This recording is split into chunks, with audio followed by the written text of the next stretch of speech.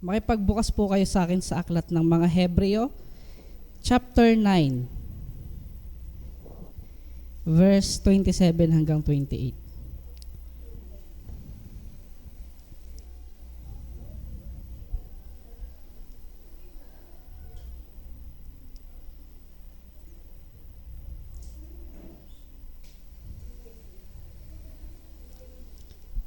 Sige. Basahin po natin. At yamang itinakda sa mga tao ang mamatay na minsan, at pagkatapos nito ay ang paghuhukom. Ay gayon din naman si Kristo na inihandog na minsan upang dalhin ang mga kasalanan ng marami, ay magpapakita sa ikalawang pagkakataon, hindi upang harapin ang kasalanan, kundi upang iligtas ang mga sabik na naghihintay sa Kanya. Purihin ng Diyos sa Kanyang mga salita. Sinasabi ng manunulat ng Hebreo sa kanyang mga mambabasa na si Jesucristo ay ang mas mainam na sakripisyo. Gusto niyang malaman nila at ngayon natin na ang kaligtasang binili ni Jesus noong siya ay namatay sa krus ay totoo, makapangyarihan at perpekto. Si Jesus ay mas mainam kaysa sa kautusan kasama ang lahat ng mga sakripisyo nito. Ang kanyang dugo ay mas mainam kaysa sa lahat ng dugo ng lahat ng mga hain na inihain, na inialay noon pa. Noong araw na idinedicate or kinonsecrate ang templo ni Solomon, napakaraming hayop ang inihain na hindi mabibilang sa 2 Chronicles chapter 5 verse 6. And yet, sabi ng author ng Hebrew, ang dugo ng Panginoong Hesukristo ay mas mainam kaysa sa lahat ng sakripisyong iyon. Nais ng manunulat na malaman ng kanyang mga mambabasa na hindi kailangang ihandog ng Panginoong Hesus ang kanyang sarili ng madalas. Sa verse 25, ngunit kung paanong ang mga tao ay mamamatay ng isang beses, si Jesus ay namatay ng isang beses at sa isang kamatayang iyon binili niya ang eternal redemption para sa lahat ng sasampalataya sa Kanya. Ang pari sa lumang tipan at ang mga mananamba sa ilalim ng lumang sistemang iyon ay nag-alay ng milyong-milyong hayop sa paglipas ng mga taon na hindi kailanman makapag-alis ng mga kasalanan. Sa Hebreo chapter 10 verse 11, nang mamatay si Jesus, siya ay nag-alay ng isang hain para sa mga kasalanan magpakailanman at naupo sa kanan ng Diyos sa Hebreo chapter 10 verse 12, na natapos niya magpakailanman ang gawain ng kaligtasan. Siya ang kordero ng Diyos na nag-aalis ng kasalanan ng sanlibutan sa John chapter 1 verse 29.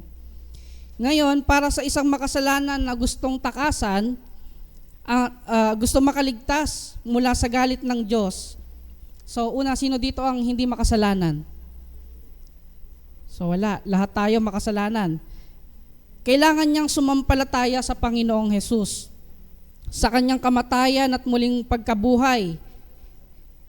Yan ang pangunahing mensahe nung binasa natin. Pero may isa pa dito na nakakuha ng atensyon ko. Naging interesado ako sa mga salitang pagkatapos nito. Ang title nga pala ng pag-uusapan natin ay After This. Pagkatapos nito. Yan po yung title natin. After This. Ito yung nakakuha ng atensyon ko, yung mga salitang ito. May kita ninyo sa verse 27. Ang mga salitang yan ay nagpapaalala sa atin na ang buhay na ito ay panandalian. Inilalarawan ng mga manunulat sa Biblia kung gaano kaiksi ang ating buhay sa iba't ibang paraan, sa kanya-kanya nilang paraan. Sinabi ni Santiago na ito ay tulad ng isang usok na lumilitaw sa kaunting panahon at pagkatapos ay naglalaho. May kita niyan sa Santiago chapter 4 verse 14. Sa ibang translation na ginamit, singaw. Singaw. Ang buhay ng tao ay singaw. Sinabi naman sa Job chapter 7 verse 7, sinabi niya na ang buhay ay parang hangin. hangin. Sinabi din ni Peter na ang ating mga araw ay gaya ng damo na nalalanta at ang bulaklak nito ay nalalagas sa Pedro chapter 1 verse 24. So ang lahat ng ito ay malinaw na mga larawan ng kaiklian ng buhay natin ngayon. Ipinapaalala ng mga salitang iyan sa atin na hindi tayo mabubuhay sa mundong ito magpakailanman. Sino sa tingin ninyo dito sa loob ang kayang mabuhay ng, sabihin na lang natin 100 taon? Hindi natin masasabi, di ba? Hindi tayo mabubuhay magpakailanman. Kapag natapos na ang buhay natin sa mundong ito, magpapatuloy naman ito sa kabila. So kung mamamatay tayo dito, yung buhay natin ay magpapatuloy naman sa kabila. Kaya naman napakahalaga ng mga salitang pagkatapos nito, no, ng after this. Ang mga salitang ito ay nagtuturo sa atin ng katotohanan na ang buhay ay magpapatuloy sa kabila pagkatapos nito. So sa number 1, sa verse 27, after this, there is an appointment. Merong appointment. Ano ang pumapasok sa isip nyo kapag narinig nyo ang salitang itinakda? Tinakda. Hindi tayo tutuloy pag walang nakasagot. Tinakda, music team, alam nyo to, buwan-buwan ko tong ginagawa. Schedule.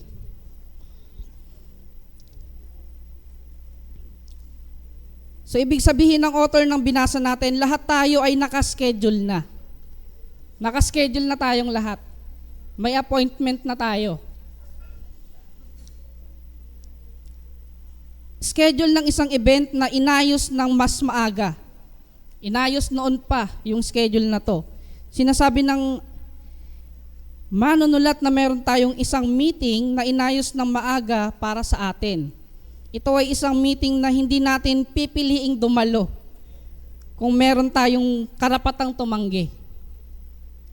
Meeting na ayaw natin puntahan kung meron man tayong karapatan na tumanggi. Sa katunayan, ginagawa natin ang lahat ng ating makakaya para ipagpaliban ng meeting na to. Kung mali ako, bakit nagpupunta kayo ng doktor? Kung mali ako, bakit kayo umiinom ng gamot?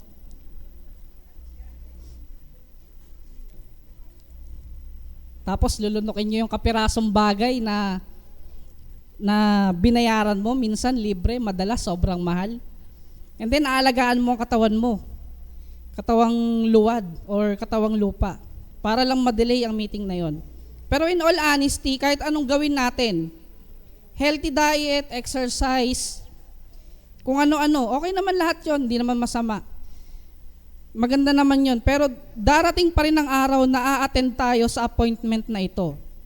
So maglaan tayo ng ilang minuto o oras sa pagtingin sa katangian ng appointment na ito na isinaayos na para sa atin.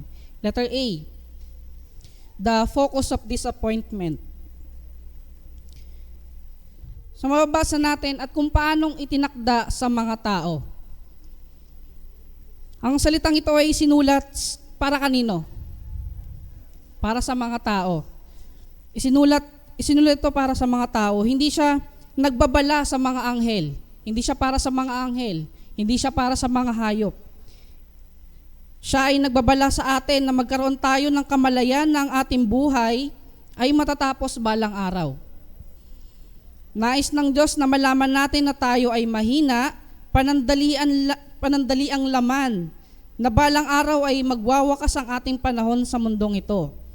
Ang buhay na ito ay panahon ng paghahanda. Ang ating mga taon ay ibinigay sa atin para luwalhatiin natin ng Diyos sa pamamagitan ng pananampalataya sa Kanyang anak at sa pamamagitan ng pamumuhay para sa Kanya. Kung hindi ka pa sumasampalataya sa Panginoong Hesukristo para sa kaligtasan, gawin mo yan ngayon.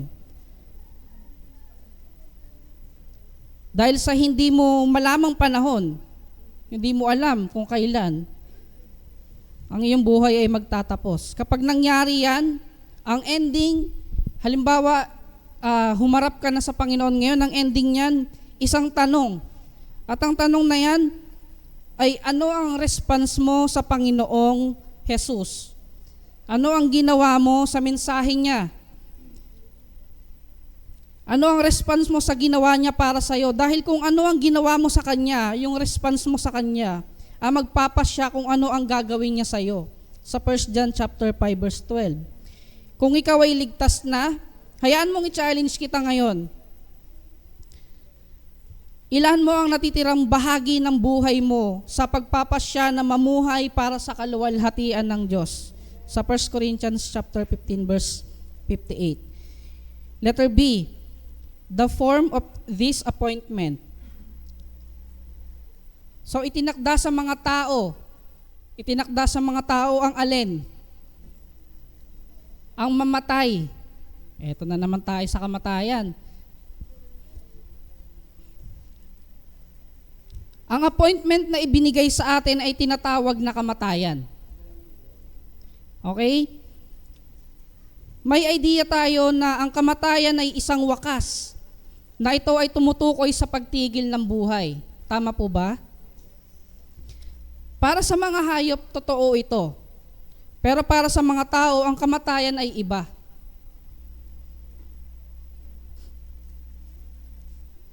Kapag ang mga tao ay namatay, ang kanilang mga katawan ay babalik sa lupa. Ngunit ang kanilang mga espiritu ay mabubuhay magpakailanman. Meron kang part na hindi mamamatay. Mag-i-exist ito ng walang hanggan. May bahagi sa iyo na patuloy na mabubuhay pagkatapos mamatay ng iyong katawan. So kita nyo, ang kamatayan ay paghihiwalay. Sa kamatayan, nahiwalay tayo sa mundong ito, sa mga taong mahal natin, sa mga iniibig natin. Sa buhay na ito, kasama ang lahat ng pagpapala, lahat ng blessing, pati lahat ng sakit, lahat ng karamdaman, mawawalay tayo dyan. Sa kamatayan tayo ay buhay pa rin, pero hindi na dito. So saan? Meron lamang 2 lugar kung saan nakatira ang mga taong namatay sa katawan. Ang isa ay ang langit, at ang isa ay saan? Impyerno. Yung mga tumanggap kay Hesukristo bilang kanilang tagapagligtas at naligtas sa pamamagitan ng biyaya ng Diyos ay mapupunta sa langit. Sa John chapter 14 verse 1 hanggang 3. Sa langit, ang mga banal ng Diyos ay magtatamasa ng presensya ng Diyos at walang hanggang kagalakan at sa perpektong lugar na yon. Sa Apokalipsis chapter 21 verse 4. Yung mga tumanggi naman sa ating Panginoong Hesus ay mapupunta sa impyerno, kung saan sila ay magtitiis ng walang hanggang pagdurusa dahil sa kanilang mga kasalanan. Sa 2 Thessalonians chapter 1 verse 8 hanggang 9. Sa madaling salita, darating ang araw na ikaw ay mamamatay. Iiwan mo ang mundong ito para pumunta sa langit o sa impyerno. Depende sa kung ano ang response mo sa Panginoong Hesus. Sa John chapter 3 verse 16 at John 8:24. Yan ang uri ng appointment na ito. Letter C, the frequency of this appointment. Sapagkat itinakda sa mga tao ang mamatay ng ilang beses? Minsan. Okay? Minsan lang. May mga ilang exemption sa Bible. Okay? May mga ilang exemption sa mga salitang binanggit. Mga taong hindi lang isang beses namatay. Saklap no, no? Hindi lang isang beses namatay. So, sa mga character sa Bible, may tigda 2 beses na namatay. Lugi. Lugi ba?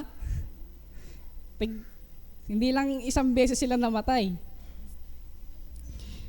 May ilan na 2 beses namatay. Si Lazarus, ang anak ng balo sa Nain, ang anak na babae ni Jairus, ang batang si Eliseo, na binuhay mula sa gitna ng mga patay, at si Tabitha. So kung may 2 beses na namatay, meron din naman na 2 tao. 2 tao na hindi nakaranas mamatay. So sino ito?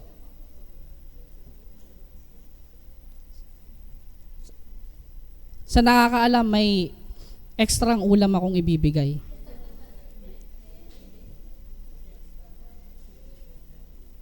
Maliban kay pastor. So, di ba, may mga character sa Bible na 2 beses namatay, and then meron ding character sa Bible na hindi nakaranas mamatay. Meron lang 2. Sino po?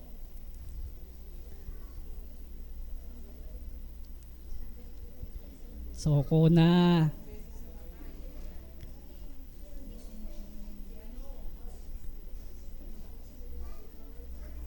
Sige, Nanay Ana. Tinuruan kasi ni pastor eh. So, kung may 2 beses na namatay, nakaranas na 2 beses lang namatay, meron ding karakter sa Bible na hindi nakaranas na mamatay. Ito ay si Enoch at si Elijah. And then someday in the future, ayan, hindi ko alam kung kailan itong future na ito. Baka bukas, anong malay natin. Someday in the future, may grupo ng mga tao na aalis sa mundong ito na hindi na mararanasan ng kamatayan. Sila ay tinatawag na church. Grupo ng mga tao na sumasampalataya sa lahat ng sinabi at ginawa ng Panginoong Hesus sa kanilang mga buhay. At sila ay aagawin sa mga ulap upang salubungin ng Panginoon sa hangin. Sa 1 Thessalonians chapter 4, verses 16 hanggang 17 at 1 Corinthians chapter 15 verse 51 and 52. So malayo pa yan. Pero kung ano ang kalooban ng Diyos. Pero sa totoo lang gusto ko ng ganon. Gusto ko maranasan yan. Malayo mamaya. Pero sa karamihan sa atin, ang kamatayan ay darating. Mararanasan talaga ng karamihan sa atin ito. Hindi na ako magtuturo. Basta karamihan sa atin mararanasan ng kamatayan. Darating yan. At ito ay darating ng 1 beses lang. Ang kamatayan ay darating sa atin ng 1 beses lang. Pero itong bagay na ito, gusto ko rin ito. Maganda rin ito. Magandang bagay na ang kamatayan ay 1 beses lang darating sa buhay ko. Ayokong 2 beses mamatay, no? Kayo ba, gusto nyo? Hindi lang yun. Kasi diba, 2 beses ka mamatay ka sa sakit. Mamamatay ka sa problema, sakit ng puso mo, 2 beses mo mararanasan yan, gusto mo ba? So siyempre, di ba, ayaw natin. Pero hindi rin naman yun ang sinasabi ng Bible eh. 1 beses lang natin mararanasan ng kamatayan. Tapos, ang maganda nito, dinideny nito yung ibang katuruan. Reincarnation. Dinideny niya yung reincarnation. Pag namatay ka na masama kang tao, magiging ipis ka next life. So ayaw natin ng ganon. Kaya good news sa atin, yung mga salitang binasa natin, na minsan lang tayong mamamatay. Isang buhay na ibinigay ng Diyos na sinusundan ng kamatayan. Okay na yon. Sino ba ang nagtakda ng appointment na ito? Sa letter D, the fixer of this appointment. Ang nagtakda ng appointment na yan, walang iba kundi ang Diyos mismo. Kung may reklamo kayo, sabihin niyo sa Kanya. Although hindi binanggit ng verse na yan na binasa natin, sinasabi yan ng ibang verses sa Bible. Like sa Job, chapter 7, verse 1. Ganon din sa Job, chapter 14, verse 5. Hanggang sa verse 14. And then sa Psalms, chapter 90, verse 12.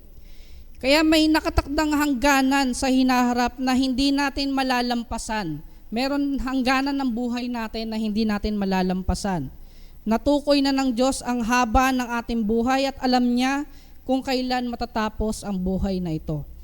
Kaya ang unang bahagi ng Hebreo chapter 9 verse 27 ay nagtuturo sa atin na may isang appointment na nagtakda sa ating lahat. Appointment sa kamatayan. Ang tanong, handa ka na ba? Handa ka na ba para sa appointment na yan? Number 2, after this, there is arraignment.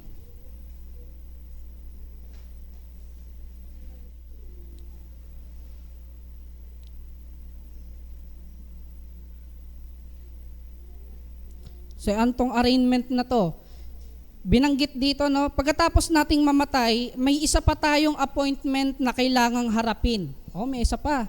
Hindi lang pala kamatayan yung appointment natin, meron pang isa. Pagkatapos nating mamatay, haharap tayong lahat sa hukuman ng langit. Tayong lahat ay tatayo sa harap ng Diyos at haharap sa Kanya sa paghatol. Suriin natin yung arraignment o paglilitis na ito. Letter A, the timing of this arraignment. Pagkatapos nating harapin ang ating appointment sa kamatayan, may isa pang appointment pagkatapos nito. So ang kamatayan, gaya ng sinabi ko kanina, ay hindi ang katapusan ng ating mga buhay. Malinaw na sinasabi ng Biblia, ngunit pagkatapos nito ay ang paghuhukom. Ang salitang paghuhukom ay sandali ng pagpapasya na nagtatakda ng wakas para sa bawat tao. Lahat tayo ay haharap sa Diyos sa mga gawang nagawa natin sa buhay na ito. Ang mga natubos na banal sa pamamagitan ng Panginoong Hesus ay haharap sa Kanya. Sa 2 Corinthians chapter 5 verse 9 hanggang 11. Ganon din sa Romans chapter 14 verses 10 hanggang 12. Ganon din naman ang mga makasalanan na hindi tumanggap sa Panginoon bilang kanilang Diyos at tagapagligtas ay haharap din sa Kanya. So pareho lang. Mananampalataya o hindi ay haharap sa Diyos.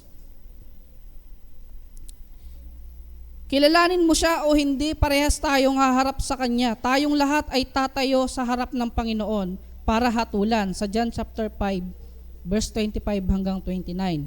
Letter B, the terror of this arraignment. Tinawag ng manunulat ang arraignment o paglilitis na ito na ang paghatol. Hindi natin gusto ang idea ng paghatol. Hindi natin gusto ang idea na tayo ay hahatulan.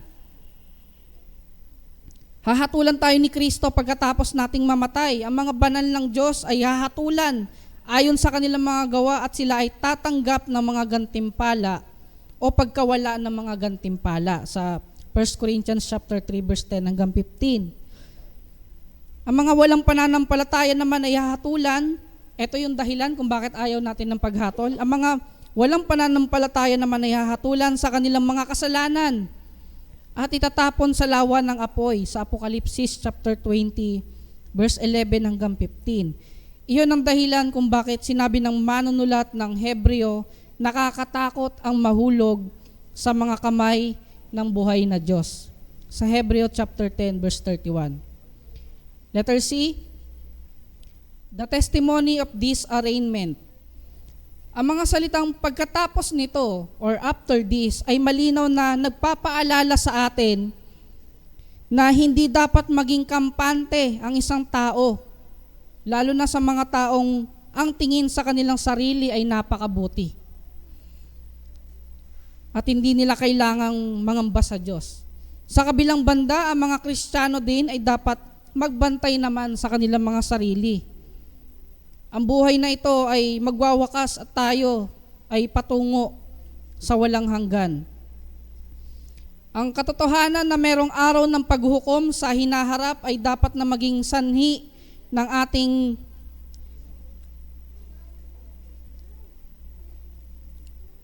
paggising, pagmulat sa katotohanan at tingnan ang paraan ng ating pamumuhay. Handa ka na bang makilala ang Diyos? Handa ka na bang humarap sa Diyos? Kung ikaw ay mamamatay ngayon at ikaw ay iniharap sa Diyos ngayon mismo, ano ang may pe-present mo sa Kanya? Para tanggapin Kanya sa piling Niya. Ano yung may pe-present mo sa Kanya? Bilang mananampalataya, ano ang may pe-present mo sa Kanya? Bilang taong walang pagkilala sa Panginoon, parehas may consequence yan. Depende dyan kung saan ka, depende dyan sa mga bagay na yan kung saan ka titira pagkatapos mong mamatay sa lupa. Darating ang araw ng paglilitis, maging handa tayo sa pagdating ng araw na yon. Lumapit kay Hesukristo para sa kaligtasan, lumapit kay Hesukristo para sa pagsisisi, lumapit sa Panginoon nang may pagpapakumbaba. Ialay ang ating buhay para gawin ang Kanyang kalooban. whatever it takes. Letter D.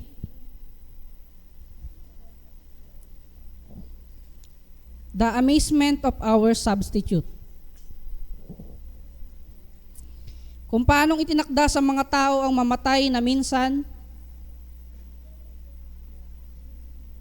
ang Panginoong Hesukristo ay namatay ng isang beses. Namatay siya sa krus, hindi dahil karapat-dapat siyang mamatay. Hindi siya namatay dahil may nilabag siyang batas. Hindi siya namatay dahil nagkasala siya. Hindi siya kailanman nagkasala at ganap niyang sinunod ang batas ng Diyos. Nang mamatay si Jesus, namatay siya para pasanin ang ating mga kasalanan. Para pasanin ang kasalanan ng marami. Ang mga kasalanan ng mga tao ng Panginoong Jesus ay inalis sa atin. Inalis sa atin ang ating mga kasalanan at pinasan niya yon doon sa krus.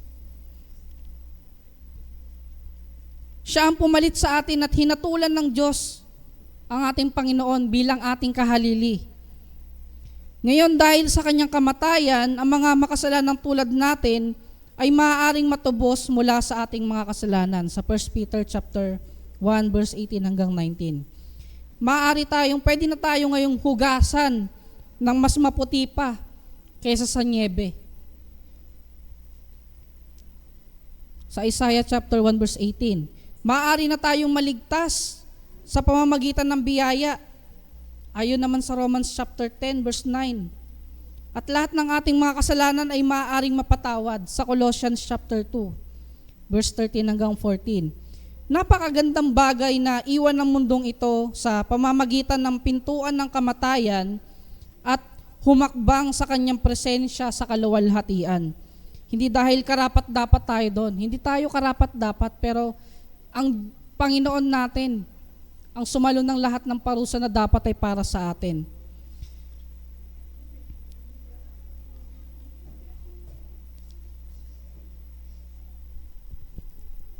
Letter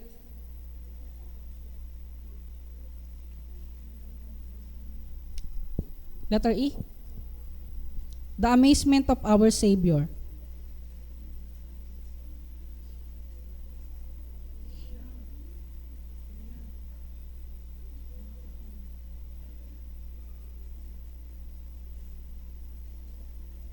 Pagkatapos nito, siya ay magpapakita sa mga naghahanap sa Kanya. Sa ngayon, ang puso ng mga anak ng Diyos ay nananabik na makita ang Panginoon na nagmahal sa kanila at namatay para iligtas sila. Balang araw ay matutupad ang pagnanais na yon at titingin tayo sa Kanyang muka sa araw na iyon. Tayo ay tatayo sa harapan ng ating Diyos at tatanggapin niya dahil sa ginawa ni Jesus para sa atin noong siya ay namatay sa krus. Kaya naman kung hindi mo pa siya kilala, may pagkakataon ka pa ngayon. Kung ikaw ay ligtas na, si Jesus ay darating para sa iyo, dadalhin ka niya pa uwi sa langit para makilala ang kanyang Ama. At doon tayo mananatili sa kanyang piling ng walang hanggan. Yan ang magandang balita. Isa pa sa kamanghamanghang bagay tungkol sa ating tagapagligtas ay ginawa niya tayong katanggap-tanggap sa Diyos. Sinasabi yan ng Ephesians chapter 1 verse 16 na tinanggap niya tayo sa minamahal at ang minamahal ng Ama ay ang anak. Next, the amazement of our salvation. Sinabi ng manunulat na siya ay magpapakita sa ikalawang pagkakataon na walang kasalanan sa ikaliligtas.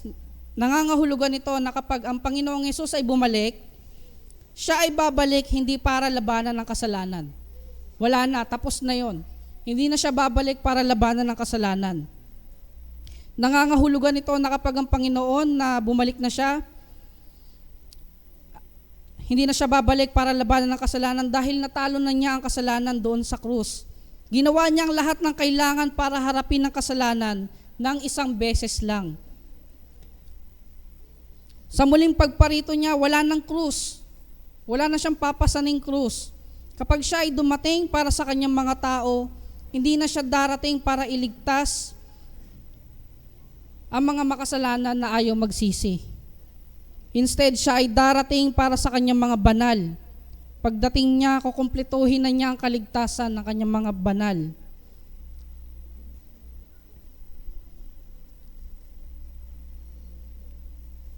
Ang Ama ay pinili tayo kay Kristo bago ang pagkakatatag ng sanlibutan sa Ephesians chapter 1 verse 4.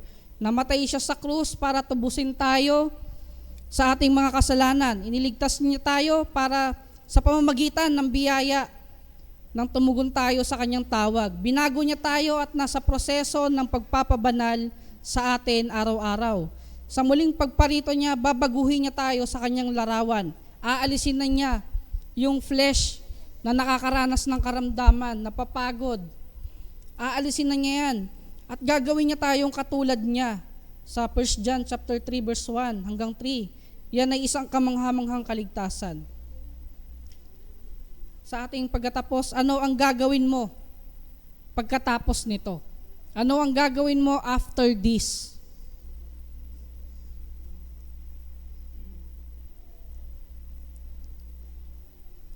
Pagkatapos ng buhay mo, saan mo gugugulin ang walang hanggan?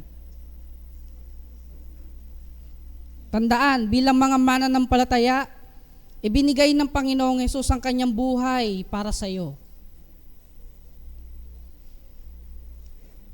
Kinuha niya ang kasalanan mo. Binigay niya ang kanyang katwiran sa iyo. Ngayon ay tinuturing kang banal ng Ama. Kung dati kaaway ang tingin sa iyo ng Diyos Ama, kung dati kaaway ang tingin niya sa iyo,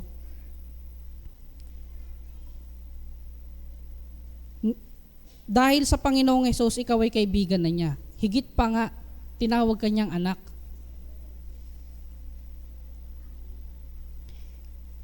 Gugulin natin ang ating buhay sa tamang paraan. At ang tamang paraan ay hindi yung paggawa mo ng mabuti, hindi yung pagtrato mo ng mabuti sa iyong kapwa, hindi yon. Ang paggawa ng mabuti ay ang pagluwalhati sa kanyang banal na pangalan. Sa mga wala pang pananampalataya sa Panginoon, hindi ito mensahe ng pananakot. Masyado na tayo matanda para magtakutan. Naiintindihan na natin ang mga salitang ito. Kaya naman sa parehong paraan, iniimbitahan ka ng Panginoong Hesus na sumampalataya sa tinapos na gawa niya doon sa krus. Dahil sa muli niyang pagbabalik, hindi siya paparito para pasanin ang mga kasalanan ng mga tao. Kundi paparito siya bilang kaaway ng mga makasalanan. Purihin ang Diyos sa kanyang mga salita. Tayo pong lahat ay manalangin. Dakilang Diyos, muli pinupuri at pinapasalamatan po namin kayo sa mga oras na ito. Salamat Ama sa mga salita mong ito na aming narinig, na aming pinagbulay-bulayan.